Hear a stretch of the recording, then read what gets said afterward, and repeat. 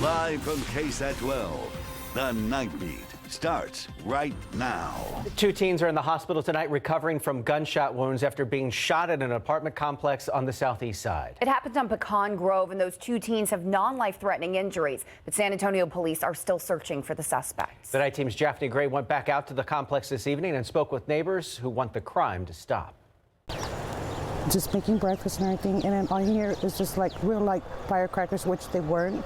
Very bad. I mean, it was like AKs shooting everywhere. Residents living at the Pecan Grove apartments stunned after gunfire rang out in their complex. We just were looking through the window and we saw the little boy, one of the guys running. San Antonio police say just before 9 Sunday morning, a 16-year-old girl and a 17-year-old boy were sitting in their car in the parking lot. When they were approached by some individuals, they began shooting at them. 4 suspects allegedly fired around 12 shots at the 2 teens, one hitting the girl in the back and another grazing the boy on his leg. We did recover 1 weapon from the scene, but it does appear that there were two guns used in this case. They think that gun thing is the answer, and it's not. It's really not, especially when you have little kids involved. This neighbor says gunfire is heard constantly there. I mean, it's horrifying for us. We can't even walk to throw the trash. Police are very aware of this apartment complex. They have had problems. They're constantly breaking into cars. There's drive-bys. I mean, some people shooting and people killing here. As residents stay on alert for the suspects who are still at large, they hope for more security and police patrolling. I just hope God just opens their hearts to stop all this crime here. These kids just out here doing stuff for nothing. I mean, you're almost taking lives, or if you did take a life, you're gonna have to give your life to the system for nothing. Sergeant Michelle Ramos says that the 4 suspects that are still at large, they're still searching for them. Witnesses tell police that they were last seen driving off in a white 4-door sedan, all of them believed to be in their late teens or early 20s. If you have any information that could help lead to an arrest, you're urged to call the homicide unit. That number is 210-207-7635. Tim, Courtney. Thank you, Japhanie. Well, the concern over inmate deaths at the Bexar County Jail continues. A second demonstration held outside the jail today following yesterday's protest. This one today was a vigil to remember 61-year-old Stephen Wayne Cole, an inmate who died in the jail last month. The night team, Stephen Cavazos, now with the change some are demanding to see. I know the streets. I know the dangers. I know the abuses that you experience on the streets. It was last year Molly Wright said her life was lived out on those streets. She was homeless. You don't have a house. You don't have an apartment. Which is why Wright is hoping to be a voice. Today, she and others gathered outside the Bexar County Jail to remember 61-year-old Stephen Wayne Cole, an inmate. Cole was arrested by San Antonio police on December 22nd for criminal trespassing on private property. Cole was also homeless. On December 26, a deputy who was conducting inmate checks found Cole unresponsive in his cell. Cole later dying, his death the 3rd at the Bexar County Jail last year. And all 3 in their 60s. 61-year-old Janice Dotson Stevens and 63-year-old Jack Euless deaths were also reported last year. All 3 charged with criminal trespassing and unable to make their bond of less than $100. This is a scenario that quite frankly keeps playing out. Sheriff Javier Salazar speaking out after Cole's death. The cause still not determined. BCSO officials say Cole suffered from an underlying medical condition and chronic drug use. This gentleman he was in poor health to begin with, exacerbating it with drug use, and then he's here in this facility where we're just not equipped for that. Back in April, District Attorney Joe Gonzalez stated he will no longer process certain criminal trespassing cases in response to inmate deaths.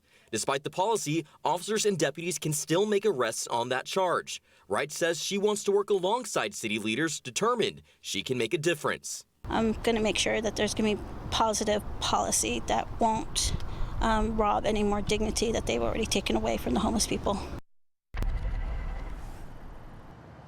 Now, we want to point out that personal recognizance bonds are issued to defendants who cannot afford to pay bail. It is required that that defendant go through a risk assessment and show up to any future court dates. Now, Cole was awaiting approval for one of those PR bonds from a judge prior to his death. Tim, Courtney. Stephen Cavazos reporting live for us tonight. Thank you, Stephen. New on the Night Beat, San Antonio police say a man who led them on a chase from the scene of a South Side shooting last month told investigators he swallowed heroin just before he was arrested.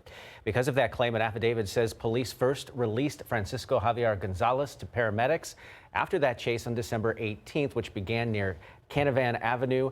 Yesterday, Gonzalez was formally charged with evading arrest and unauthorized use of a motor vehicle. The day Gonzalez was arrested, police were looking into a shooting when officers found a car matching the suspect's vehicle description. The officers tried to make a traffic stop, and that's when the chase began. Police say Gonzalez drove through stop signs among several other traffic violations instead of pulling over. He later crashed the car roughly 4 miles away and fled on foot before police caught him. Police say Gonzalez actually wasn't involved in the shooting. He just didn't want to pull over because he was in possession of drugs. Mission Concepcion is designated UNESCO World Heritage Site in San Antonio, and right now it's closed to the Catholic community as well as tourists. It will be a temporary closure for a restoration project. It'll begin in just a few days after the parish staff can clear out the altar. The project is expected to take about 4 months to complete, just in time for one of the biggest Catholic celebrations. The parishioners admit they'll miss praying there, but are aware it's a necessary process for the greater good. We would love to have a big Easter Mass, and we're hoping it would be open. That's the goal. When they do their restoration, hopefully it's going to preserve it for many, many more years for others to come after us. While this work is being done, services will relocate just a few blocks away to Blessed Sacrament Academy Chapel. Around Texas tonight, a man in Houston has turned himself in for fatally shooting his fiancée just days after proposing to her. Police say Kendrick Atkins shot Dominic Jefferson after an argument. He then fled the scene, but a witness believes he returned and saw a concerned citizen helping Jefferson. Atkins then shot near that citizen before running away. Jefferson's family says the couple had been dating for 3 months when he proposed on New Year's Eve. There are reports tonight that 2 rockets landed on a house near the American embassy in Baghdad. This amid rising tensions in the region and growing threats of retaliation in the wake of U.S. airstrikes, which killed Iranian General Soleimani. Angry mourners filling the streets as his body returned to Iran earlier today. Here's ABC's Mona Kosar-Abdi with the details. Iran vowing for revenge for the U.S. airstrike that killed General Qasem Soleimani. A red flag symbolic of revenge raised above a mosque. Crowds of mourners lining the streets as the body of Soleimani returned to Iran. All 290 members of the Iranian parliament unanimously chanting "Death to America" with raised fists. Today, specific threats of retaliation. A top military advisor for Ayatollah Khamenei saying U.S. military personnel and sites are sure to be targets. And a former leader of the Revolutionary Guard warning that Israeli cities of Tel Aviv and Haifa are fair game as well. But Secretary of State Mike Pompeo says Americans are safer today than they were before the strike. This was a bad guy. We took him off the playing field, and that's important because this was the fellow who was the glue, who was conducting active plotting against the United States of America. Pompeo adding the administration had the authority to conduct these strikes, but Democratic Senator Chuck Schumer disagrees, calling the president's foreign policy erratic and unsuccessful. We do not need this president either bumbling or impulsively getting us into a major war. Iraq's parliament approving a resolution to expel U.S. troops from the country. The bill is non-binding and subject to approval by the Iraqi government, but it does have the backing of the outgoing prime minister. The U.S. sending reinforcements to the region, deploying more than 4,000 troops from the 82nd Airborne Division to Kuwait. President Trump tweeting out a warning: if Iran strikes any Americans or American assets, the U.S. has targeted 52 Iranian sites, quote, some at a very high level and important to Iran and the Iranian culture. Mona Kosar-Abdi, ABC News, Washington.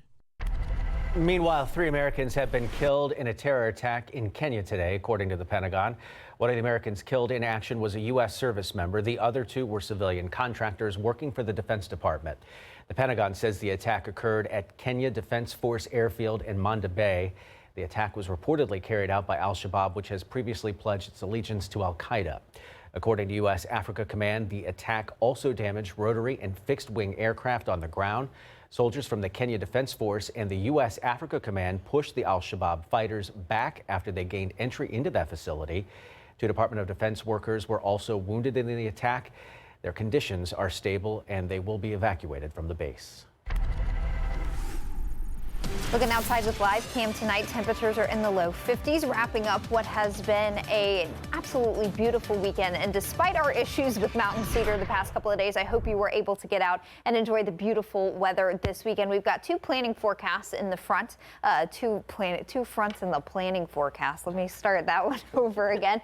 Two fronts in the planning forecast this week. One rolls through tomorrow evening. We'll talk about that coming up. But first, getting you ready to get the kiddos back out to school tomorrow morning. It'll be cool. Jacket weather for sure. Temperatures in the low 40s, mostly sunny skies and maybe a little bit of patchy fog. Coming up, we'll talk about where you could see some fog in the morning and get you a look at your full forecast for the week ahead. Guys. Thank you, Katie. Here at KSAT12, we're launching a new segment called Leading SA. GMSA's Max Massey will be sitting down with leaders of San Antonio to talk about current issues in our community, what's being done to solve problems, and about the future. The first interview will be with Mayor Ron Nuremberg, and we want you to get involved. Right now at KSAT.com, you can submit questions that we may ask the mayor. Leading SA will air on GMSA Sunday mornings at 8 a.m. Head to KSAT.com to submit your own questions right now, and you could see your questions asked tomorrow night. And while you're visiting the website, you can also check out the premiere episode of our new show, Texas Eats. It's a new adventure featuring KSAT's David Elder. The first episode was an ode to San Antonio Tex-Mex. Elder visited restaurants around the city to look for some of the best Tex-Mex and even showed local residents how to shop the aisles of H-E-B for the ingredients needed to make his own mother's famous enchilada casserole. In addition to our website, you can catch Texas Eats Saturday mornings at 10 a.m. or on the KSAT TV live stream app, available wherever you stream.